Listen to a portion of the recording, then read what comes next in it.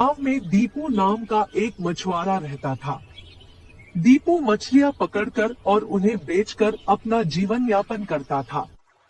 वह हर रोज सुबह नाव लेकर समुद्र में निकल पड़ता और शाम ढले ढेर सारी मछलियां लेकर लौटता था। नाव ही उसके आजीविका का साधन थी, लेकिन उसकी नाव बहुत पुरानी हो गई थी। दीपू को डर था कि कहीं किसी दिन कोई दुर्घटना ना हो जाए, इसलिए उसने एक नई नाव बनाने का मन बनाया। नाव बहुत पुरानी हो गई है। आज जंगल जाकर नाव के लिए लकड़ी ले आता हूँ। अगले दिन वह मछलियां पकड़ने ना जाकर जंगल चला गया, ताकि नाव बनाने के लिए मजबूत लकड़ी ला सके और उससे नई नाव बना सके। नाव बनाने की मजबूत लकड़ी खोजते खोजते वह जंगल के बहुत अंदर चला गया और रास्ता भटक गया। धीरे धीरे अंधेरा भी होने लगा था।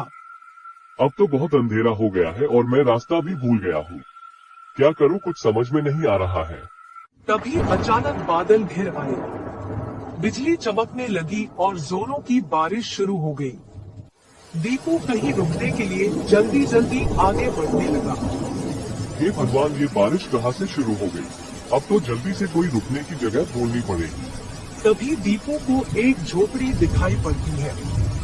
उस झोपड़ी की खिड़की से लालटेन की रोशनी नजर आ रही थी। दीपू उस झोपड़ी के पास पहुंचा और दरवाजा खटखटाने लगा। दरवाजा एक बूढ़े व्यक्ति ने खोला। बाबा, मैं बड़ी मुसीबत में हूँ। मैं यहाँ लकड़ी काटने आया था पर रास्ता भूल गया और फिर अचानक बारिश शुरू हो गई। ऐसी अंधेरी रात जंगल में कैसे गुजारूं? रात भर के लिए मुझे अपने घर में आसरा दे दे। ठीक है, अंदर आ जाओ। बहुत रात हो गई और बारिश भी हो रही है। इतनी रात में कहाँ जाऊंगी? जब दीपू घर के अंदर आया तो उसने देखा उस घर में एक बूढ़ी औरत भी है। उसने अनुमान लगाया कि वह अवश्य बूढ़े आदमी की पत्नी होगी। प्रणाम माता जी, मुझे आज रात अपने घर में आसरा देने के लिए आपका बहुत बहुत धन्यवाद। लेकिन बूढ़ी औरत ने कोई उत्तर नहीं दिया और एक कोने में बने चूल्हे पर खाना बनाने लगी। बूढ़े व्यक्ति ने एक चटाई बिछाई और दीपू को उस पर बैठने को कहा। दीपू चुपचाप चटाई पर बैठ गया और इधर उधर देखने लगा। बूढ़े आदमी ने उससे कोई बात नहीं की। उसने बूढ़ी औरत से भी कोई बात नहीं की। दीपू उनका व्यवहार देख चकित था। कुछ देर बाद बूढ़े व्यक्ति ने दीपू को भोजन दिया और स्वयं भी बूढ़ी औरत के साथ भोजन करने लगा। फिर वो दोनों सो गए। दीपू भी चटाई पर लेट गया, लेकिन उसे नींद नहीं आ रही थी। वह लेटे लेटे बूढ़े आदमी और औरत के बारे में सोच रहा था। ये लोग इतने घने जंगल में अकेले रहते हैं और इन लोगों ने मेरे से कोई बात भी नहीं की। जरूर ये लोग कोई राज छुपा रहे हैं। मुझे पता करना पड़ेगा। दीपू यह सब सोच ही रहा था कि उसे एक आहट सुनाई पड़ी। उसने आंखें घुमाकर देखा तो हैरान रह गया। बूढ़ा आदमी धीरे से एक संदूक के पास गया और उससे एक टोपी निकाल ली। फिर उसे पहनकर बोला, गिली गिली छू उड़ जा तू। इतना कहते ही बूढ़ा आदमी गायब हो गया। थोड़ी देर बाद बूढ़ी औरत उठी और संदूक के पास जाकर उससे एक टोपी निकाल ली। फिर उसे पहनकर वह भी बोली, गिली गिली छू उड़ जा तू। और वह बूढ़ी औरत भी गायब हो गई। यह देख दीपू हक्का बक्का रह गया। अब वह झोपड़ी में अकेला था, इसलिए उसे डर भी लग रहा था। आखिर इस संदूक में क्या है, चलकर देखता हूँ। शायद इन दोनों का रहस्य का कुछ पता चल पाए। दीपू संदूक के पास गया और उसे खोल दिया। उसने देखा अंदर एक टोपी पड़ी हुई है। उसने वह टोपी निकाली और पहन ली। फिर बोला, गिली गिली छू उड़ जा तू। इतना कहते ही उसकी आंखों के सामने अंधेरा छा गया। उसे महसूस हुआ कि वह उड़ रहा है। कुछ देर बाद जब अंधेरा छटा तो उसने खुद को एक महल की रसोई में पाया। दीपू ने देखा बूढ़ा आदमी और औरत भी वहां थे और एक कोने में बैठकर खाना खा रहे थे। दीपू को वहां देख वे आश्चर्यचकित रह गए। ये यहाँ पे कैसे आ गया? जल्दी से खाना खाओ और ये चांदी के बर्तन झोले में भर लो। बूढ़ा आदमी और बूढ़ी औरत ने जल्दी जल्दी खाना खत्म किया और महल की रसोई में रखे सोने चांदी के बर्तन अपनी झोली में डाल लिया। फिर टोपी पहनकर बोले, गिली गिली छू उड़ जा तू। और फिर बूढ़ा आदमी और औरत गायब हो जाते हैं। दीपू अपने स्थान पर खड़े खड़े रसोई में इधर उधर देखने लगा। तभी उसे स्वादिष्ट खाने की खुशबू आने लगती है तो उसे भूख लग आती है। बहुत अच्छी खुशबू आ रही, मैं भी पहले कुछ खा लेता हूँ, फिर बाकी चीजें देखूंगा। दीपू ने पेट भरकर खाना खाया।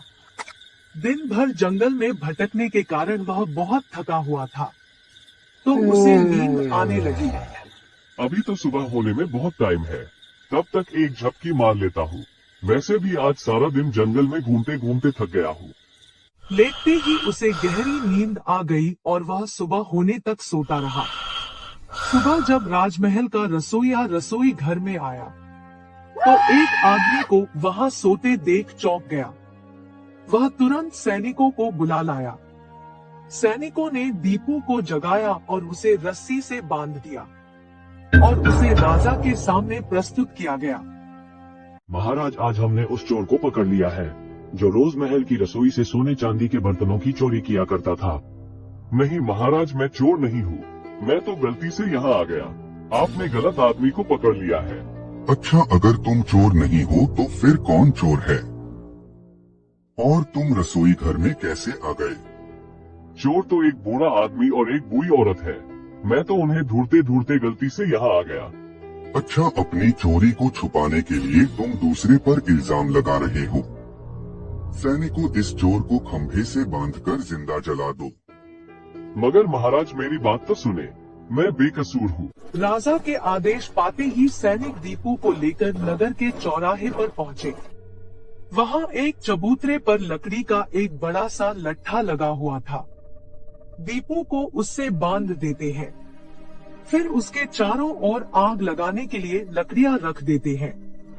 राजा सहित नगर की सारी प्रजा महल के चोर का मृत्युदंड देखने वहां एकत्रित थी। दीपू अपना अंतिम समय देख सोचने लगा कि बिना प्रयास किए मरने से अच्छा है बचने का एक प्रयास कर लूं। महाराज, मृत्यु से पूर्व सबकी अंतिम इच्छा पूरी की जाती है। मेरी भी एक अंतिम इच्छा है, कृपया उसे पूरा कर दे। ठीक है, तुम्हारी भी अंतिम इच्छा पूरी की जाएगी। बताओ, तुम्हारी अंतिम इच्छा क्या है? महाराज, मेरी अंतिम इच्छा ये है कि मैं अपनी टोपी पहनकर मरना चाहता हूँ। राजा ने सैनिकों को आदेश दिया कि दीपू को टोपी पहना दी जाए। सैनिकों ने दीपू को उसकी टोपी पहना दी। गिली गिली छू उड़ जा तू। इतना कहते ही दीपू वहां से गायब हो जाता है। वहां जमा सभी लोग डर के मारे भाग खड़े हुए। उन्हें लगा मानो वो कोई भूत था। इधर दीपू उड़ा चला जा रहा था। वह अब भी लकड़ी के उस लट्ठे से बंधा हुआ था। फिर वह एक समुद्र के पास जमीन पर उतरा। उसने देखा पास ही उसका गांव था, लेकिन इतने मोटे लट्ठे से बंधे होने के कारण वह चल नहीं पा रहा था। तभी एक आदमी उसे वहां से जाता हुआ दिखाई पड़ा। भाई, मेरी सहायता करो, मैं यहाँ फंसा हुआ हूँ, मेरी रस्सी खोल दो। अरे, तुम्हें ऐसे कौन बांध गया? मैं तो जंगल में लकड़ी काटने गया था, तभी वहाँ डाकू आ गए और उन्होंने मुझे इस लकड़ी के लट्ठे से बांध दिया है। आदमी ने रस्सी खोल दी और दीपू आजाद हो गया। दीपू ने उस आदमी का धन्यवाद किया और वह आदमी अपने रास्ते चला गया। फिर दीपू ने देखा कि जिस लकड़ी के लट्ठे से वो बंधा हुआ था वह नाव बनाने के लिए उपयुक्त था। अरे, ये लकड़ी तो मेरी नाव बनाने के लिए सही है, इसी से मैं अपनी नई नाव बना लूंगा। इस तरह उसे नाव बनाने के लिए लकड़ी मिल गई। उसने उस लकड़ी से नई नाव बना ली। जादुई टोपी उसके पास ही रही, लेकिन उस दिन के बाद उसने कभी उसका उपयोग नहीं किया। वह अपने साधारण जीवन में सुखी था।